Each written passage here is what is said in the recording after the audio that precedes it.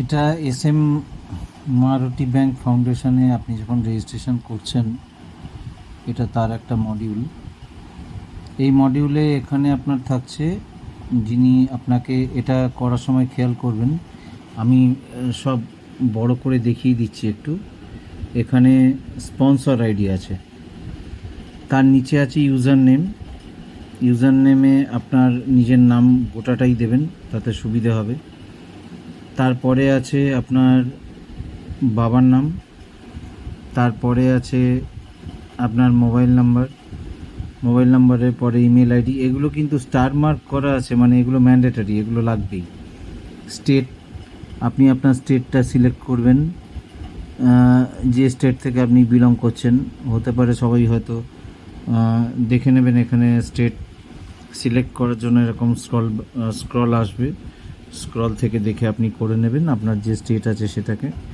তো এবার স্টেটের নিচে আছে আপনার, স্টেটের পাশে আছে সিটি। যে স্টেট সিলেক্ট করবেন সেই আপনার নিয়ারেস্ট কোনো সিটি এখানে যেটা লিস্টে দেখা যাবে সেটাকে করবেন। এখানে ঠিকানাটা লেখার জায়গা আছে, ঠিকানাটা লিখবেন পুরো। আর তার নিচে দেখুন ফোনপে, গুগল পে।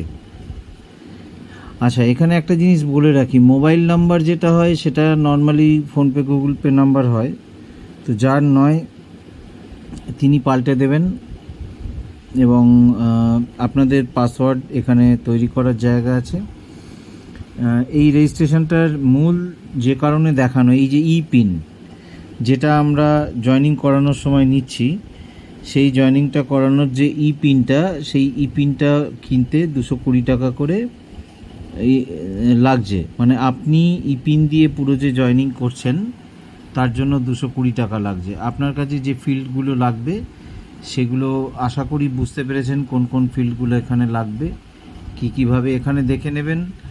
আপনার যদি এখানে কোনো স্পন্সর আইডি না থাকে, স্পন্সর আইডি থাকা মানেই ডান দিকে সেই স্পন্সর আইডির নাম থাকবে। বাঁদিকে স্পন্সর আইডি যেমন থাকবে, ডান দিকে বা নিচে, আমি এটা একটা ট্যাবে দেখাচ্ছি সেই জন্য সাইড টু সাইড এসে গেছে। এটা আপনার দেখে নেবেন যে স্পন্সর আইডি এবং যার দ্বারা আপনি আসছেন এনজিওতে সেটা যেন পরিষ্কার থাকে।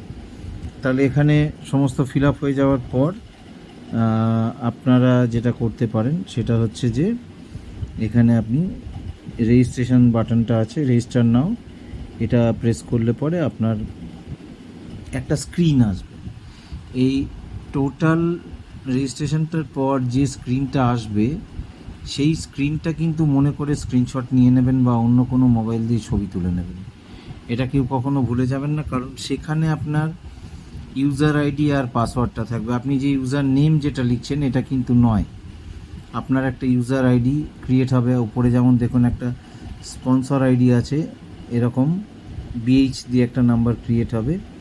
তো ইউজার আইডি আর একটা পাসওয়ার্ড ক্রিয়েট হবে। পাসওয়ার্ডটা আপনার মনে থাকতেই পারে, যেটা আপনি সদ্য করলেন, তো সেটা ভুলে যাওয়ার চান্সটা হয়তো একটু কম, কিন্তু ইউজার আইডিটা আপনার মনে রাখাটা কঠিন।